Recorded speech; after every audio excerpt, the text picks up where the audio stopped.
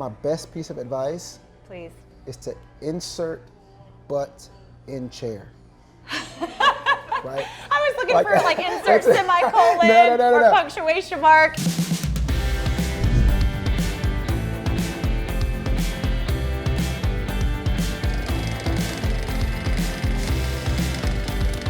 I really love your story because it is a reminder that life isn't linear. It can be whatever you want it to be, and more specifically, whatever you make it to be. So how did you go from Harvard Law School to coaching in the NFL? So the dream was to be governor of Texas. When I came to UT in '97, went to law school, was doing the conveyor belt law firm thing during the summers. And I worked a football camp on a whim with a buddy and loved it. Right? It was the first time that I didn't have to set my alarm clock to get up for 3 straight days. Coaching 6th graders, they couldn't play, I couldn't coach. We were a match made in heaven. I just decided that I needed to do that, right? And so I played football in high school. I was an average athlete. You know, I was much better of a student than a football player, but my parents took me to football games since I was 5, and so the Friday night light kind of vibe was definitely with me throughout my entire time in high school. But I knew I wasn't going to play afterwards, right? So I never had any hoop dreams or sort of notions that I would get a top scholarship. I just came here for academics. Yeah. So really, it was just through fate that I refound my love for football in a different form in coaching, and I had never ever considered coaching in my life up until that point. All of my classmates at Harvard Law were saying, you're wasting your degree, you're wasting your life, and I just kept thinking that I knew it was important enough for me to do coaching and to do it now instead of putting it off into the future. So that led to 7 years in the NFL and college. You know, I was this law student. All of the other coaches were either former NFL players, you know, the sons of coaches, and so there was a lot of skepticism when I came in. I said I was going to actually listen to players, which was not the norm. I sat down with each player that I had and really talked with him about what he wanted in life aside from football. And so I think a lot of especially the professional players were like, wait, you actually care what I do off the field? And I'm like, yeah, I'm invested in you. So I have some relationships from my time with the Chiefs, the Lions, and the Browns that, you know, are still with me today. So what about Brene Brown? Yes. How did she come into your coaching world? So my wife, Hillary, passes this book to me, Daring Greatly. It's 2014. She's like, you gotta read this. So I have a stack of books on my dresser that are like Hillary must read books. Hillary approved. Yes. And I get to the end of the book and I put it down and I said, I wish I'd read this book in 2007 when I started coaching. Yeah. And in particular, vulnerability and empathy. Those concepts really struck a chord with me because I felt like there was so much toxic masculinity in football and like sports in general, but really in football. I feel like those two concepts, vulnerability and empathy, are really the missing pieces that can help a lot of football players move forward in their life. Yes, and so on that note, in 2014, you founded the Center for Sports Leadership and Innovation. And this is actually the first university-based institute dedicated to developing leadership and character for high school and college athletes. Yeah. That's a big deal. Yeah, and this is another situation where the Ray Rice episode unfolds in 2014, and I really started thinking, what more could the University of Texas do to train our athletes in leadership, financial literacy? I mean, we bring in the most revenue of any university in the country when it comes to athletics. So we built this system. I teach a class on vulnerability, empathy, grit, resilience, financial management to every freshman athlete at UT. These are life lessons that I didn't get taught. I didn't hear this stuff in high school or college. And over the last 5 years, we've just been amazed at how much the students have taken to the material. What kind of impact do you see that have as it plays out in classrooms? You know, my first class graduated last year, and I will still get messages from athletes, so that the class has athletes and non-athletes. Okay. But I'll get text messages saying, you know, I really wasn't listening to you back in 2015. Kids will tell you how it is. But I just got cut from my first team, or now I'm having to decide where to put my money. And all of those things you talked about have really helped me sort of figure it out. My mom was a teacher, and she always tells me, like, your job as a teacher is just to plant seeds. I have 160 students. Sometimes some are sleeping, some are texting, but my mission is just to plant seeds, and hopefully some of those will take root. Yes, and then you're seeing them harvest when people come yes. back and talk to you like that. And that's been the most rewarding part of my life is having some of those students circle back and say, wow, I didn't think this was going to be relevant to me, Yeah. but it helped me get through the situation. Let me tell you, as a former teacher, I get it. You know? Yeah. So you get to talk to a lot of people. Through the center, you interview a lot of inspiring people or exposed to a lot of stories. What's something that's moved you recently? So I was speaking at a Fortune 500 company, and afterwards this woman kind of chases me down. She's like, I gotta talk to you. And I'm like, oh my gosh, did I offend you? In my mind, I'm thinking, did I offend you? Did I say something? Yeah, or is it stalker? It was a stalker, right? I'm like, this is kind of weird. And she comes to me and she says, I hate my job. And so this is one of those companies that will always be on one of those like top 10 lists for places to work, sexy brand name. But she had a dream. She really wants to be a chef. You know, in my talk, I talked about my transitions. She's like, well, how did you get the courage to do it? And I said, look, I just did it. Like, I didn't have time for courage. Like, sometimes you just have to hit the go button and hope for the best. So it just reminded me that sometimes we see people who are in positions that we envy, but we can't assume that everyone's really living what they think their purpose is. Yeah, and so then you encourage people to pursue their purpose. I love that you brought that word up because I wanted to talk to you about that. I believe we all have a purpose here, and a large part of that is to be ourselves, and then what's meant for us can't miss us on the path. Yeah. Do you believe in purpose? I feel like we have multiple purposes. I agree.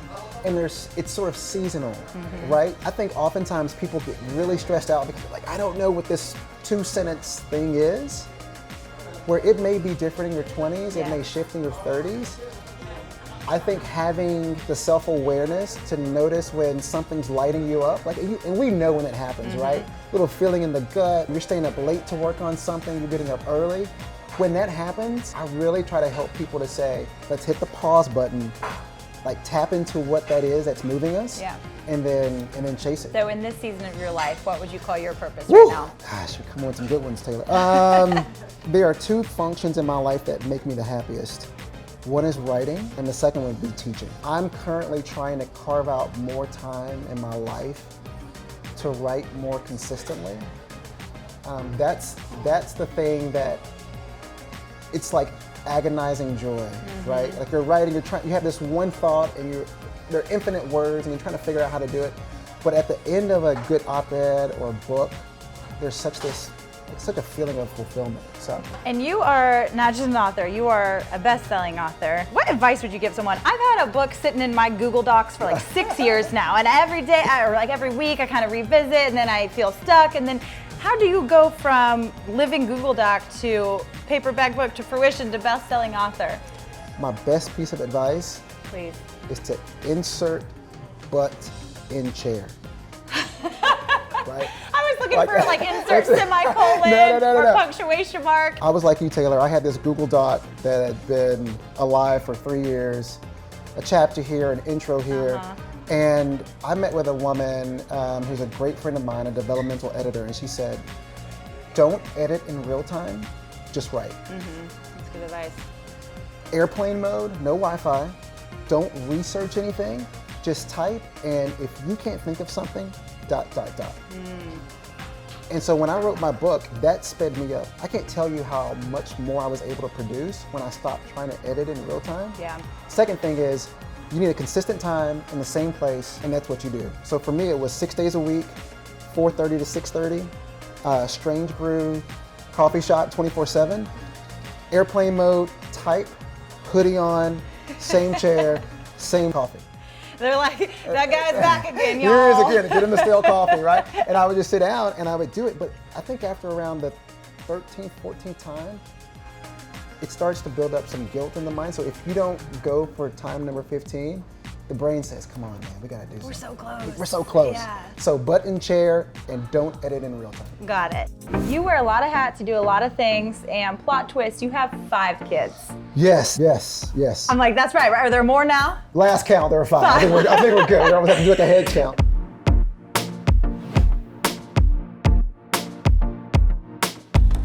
That tells me a couple things. 1, you have an amazing wife who is probably an equally amazing mother. Yes. 2, you have the energy of an Energizer bunny. And 3, you move with a lot of cylinders and you have a lot of gears. Yeah. How do you approach it? I did away with the notion of balance probably 3 years ago. And I just said, I'm gonna focus on being wherever my feet are. Presence. I'm gonna be present, which means when I go home, I leave my phone in the car until bedtime. Because I found that I was trying to equally allocate time that never works out. And so I just really want to be all in wherever I am, if it's the classroom, if it's in front of my computer with my kids. And I also carve out time for me. So I have a block, an hour-and-a-half block each week. That's my thinking time. I go to the architecture library on campus, no phone, no Wi-Fi. I will look at random magazines and just think, and it helps me get some clarity for the week. So I think you gotta prioritize you. And then when you're with other people, like they have to be the only thing you care about. Because you can't pour from an empty cup anyway. You can't. You kind of alluded to it a little bit, but I wanted to ask you, what role does mindfulness play in your life and your success? Kristen Neff at UT is sort of the godmother of self-compassion, and I found her material probably 4 years ago. I do a lot of self-talk. So I have 3 affirmations in the morning. I look at myself in the mirror. I tell myself that I'm great. I tell myself that I'm a great father, and a great husband, and a great teacher. And it's all the cheesy stuff that you sort of learn in middle I'm school. all about it. Right? I But would write letters, love letters to myself. You're doing good, sis. Yes, I do the same thing. I'll mail letters to myself in the future. Me too. But I think you have to, sort of in a world where there's so much like toxic energy, there are a lot of reasons to be down about life.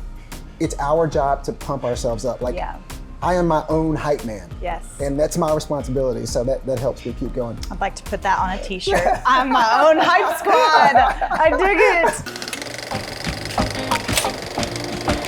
it. You have been on a lot of big stages. You know, football fields are these big platforms, public speaking, writing books, you touch lives everywhere. What stage means the most to you? Nothing compares to watching all 5 of my children enter the world. So I was there for all of their births, and it made everything in the world small. And I remember when I was with the Lions and our sons would be born, and we have a game the next day. And so we had to induce, and I'm almost embarrassed to admit this, but we induced based on my football calendar. But I'm watching him come into the world and I'm thinking to myself, the Super Bowl can't compare to this. Insert name a person or interview can't compare to this. And so I try to keep that perspective when I'm with people. Yeah. You know, those 5 humans, the world of my wife and myself, like we orbit around them. So. That's beautiful. And what a responsibility to usher and steward them into the world and create these people who can go on to be leaders and positive forces for good. Yeah, they just soak up so much, right? 9, 7, 5, 4, and 2. They are constantly looking, seeing, hearing, asking. They're sponges. They're sponges, and they soak everything up. And so my wife and I have made a commitment, like we just want to create as much positive stimuli for them as possible. Travel. We went to Paris, London, Brussels this summer. People were posting like, why in the heck would you take 5 kids abroad? I said, if my 2-year-old remembers what it means to like hold a passport, it's a win, right? The more that we can do that, I think the better our family will be. That exposure is key, and then they know the world is so much bigger than just right here in Austin, Texas. Yes, I'm a 5th generation Texan, love me some Texas. I want my kids to understand that people are doing this thing we call life in a lot of different ways. And for them to see that in an early age is critical. So you brought Brene Brown here to speak to your class on the topics of vulnerability. Why Brene? You've interviewed so many people, many of them huge sports figures. Kevin Durant, I enjoyed that talk immensely. Why Brene? I think Brene's focus on vulnerability, this is the missing link. When people struggle with addiction or shame, we see vulnerability as a weakness. And she flips the narrative and it becomes a strength. So to bring her to campus, and like you said, we've had some incredible people come to UT. Her message, I think, transcends any sort of talk that we could host. Because I think people can leave there and say, this is something small that I can change in my life that will have an immediate impact on the people around me. And you've mined a lot of pearls of wisdom, I'm sure, from all these people you speak with. Anything that struck you recently? You know, Brene has said something that, I'm gonna paraphrase her. She said, unless you're in the arena getting your butt kicked, I don't wanna hear from you. This is important for us because whether it's at Pookie323 who's commenting on one of our posts, right, or the random DM that you get that's criticizing you, I always tell people, like, check people's resume first, and not just for positions, but I want to see that you've been rejected. I want to see that you've been fired. I want to see that you've been through situations before you can weigh in on mine, right? I want to see that you're battle tested. So I think that was something that a lot of the people will take with them forever. That's fantastic. Thank you so much. Thank you. Cheers to you. Thank you. Cheers. Let's hit the biscuits. Yes, I know. I mean, there's not this much jam on the table All right, we got for the a reason. honey action Yeah, you got going. that. We got sugar. We good.